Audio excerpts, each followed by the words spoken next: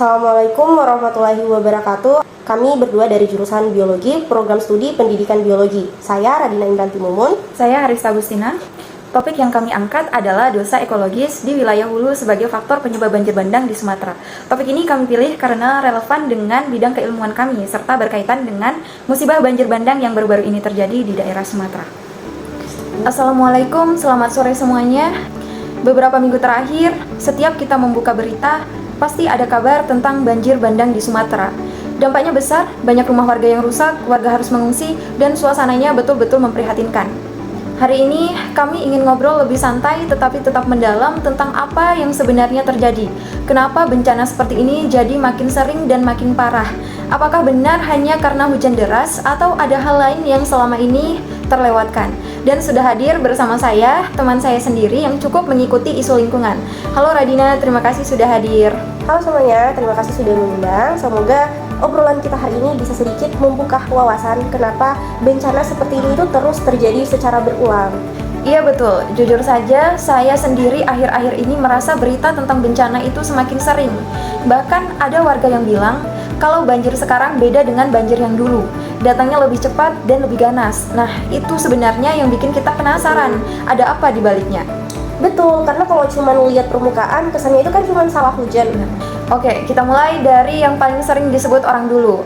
Banyak yang bilang, oh ini gara-gara hujan ekstrim. Tetapi kamu tadi bilang kalau itu belum tentu jadi penyebab utamanya. Bisa tolong dijelasin?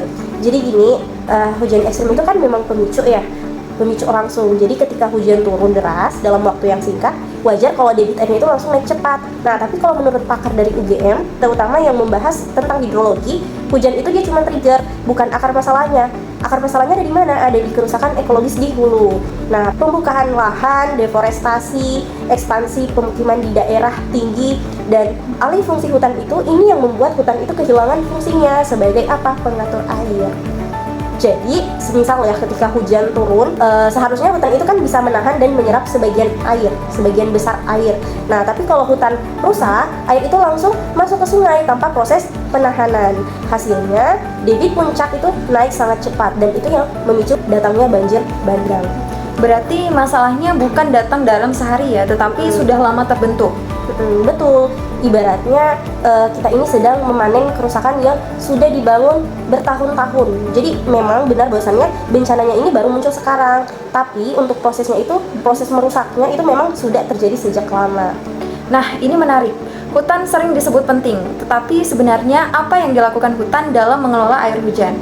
Jadi menurut kajian hidrologi, hutan itu kan seperti sistem manajemen air alami. Kalau dalam konteks ideal, sekitar sepertiga air hujan itu tertahan nantinya di tajuk pohon. Nah, itu yang disebut sebagai intersepsi. Lebih dari setengah air itu meresap ke tanah karena tanah hutan itu gembur, kayak akar, dan porinya itu besar. Kemudian hanya sebagian kecil nanti yang akan langsung mengalir ke permukaan.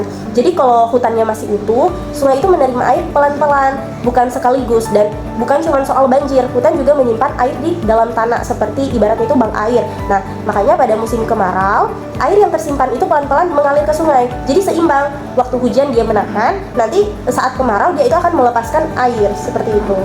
Wah, berarti fungsi hutan ternyata ada dua arah ya? Nahan dan juga ngasih air. Iya, tapi ketika hutan hilang, tentu dua fungsi yang tadi itu juga sekaligus hilang. Kamu tadi sempat menyebut istilah yang cukup keras, dosa ekologis. Itu maksudnya apa? Iya, jadi itu sebenarnya adalah istilah yang dipakai oleh pakar UGM untuk menggambarkan apa? Kerusakan yang sudah dilakukan manusia itu selama bertahun-tahun. Misalnya seperti pembalakan liar, pembukaan lahan tanpa kontrol, alih fungsi hutan lindung, dan biasanya juga pembangunan pemukiman di zona-zona yang rawan. Jadi sebenarnya bukan cuman dosa yang dilakukan sehari dua hari gitu. Itu dosa yang sudah ditumpuk perlahan, dan ketika bencana terjadi hasilnya itu bisa sebesar ini. Nah, kalau kita lihat videonya, banjir bukan cuman air, tapi seperti lumpur dan kayu-kayu besar. Itu kenapa kira-kira? Iya, jadi itu karena topografi Sumatera yang penuh lereng curam. Kalau hutan di lereng itu rusak, air ini tidak hanya membawa air nantinya, tapi juga tanah, batu, dan bisa saja batang pohon. Nah, itu yang nantinya akan menciptakan aliran yang berat, cepat, dan memiliki daya rusak yang tentunya berlipat-lipat seperti itu. Oke. Kalau begitu, apa langkah yang harus kita ambil dalam jangka panjang? Nah, pakar selalu bilang kembalikan fungsi hulu. Itu berarti ada beberapa misalnya seperti rehabilitasi DAS, menghentikan pembabakan hutan secara liar, dan tentunya menata ulang ruang pemukiman. Jadi selain itu edukasi masyarakat juga sebenarnya tidak kalah penting, seperti sampah di sungai. Nah, hal-hal seperti ini kan terlihat sepele ya. Nah, tapi kalau dilakukan banyak orang selama bertahun-tahun, tentunya dampaknya juga luar biasa tetap. Oke, jadi terima kasih banyak ya atas penjelasannya. Jujur saya juga baru benar-benar ngerti bahwa banjir itu bukan cuman soal hujan, tetapi soal bagaimana kita memperlakukan alam. Iya benar, kalau kita tidak memperbaiki cara kita berinteraksi dengan lingkungan tersebut, kita itu akan hanya menunggu bencana berikutnya. Semoga wawancara ini bisa menambah wawasan kita semua. Terima kasih sudah menonton. Sampai jumpa di video berikutnya. Wassalamualaikum warahmatullahi wabarakatuh.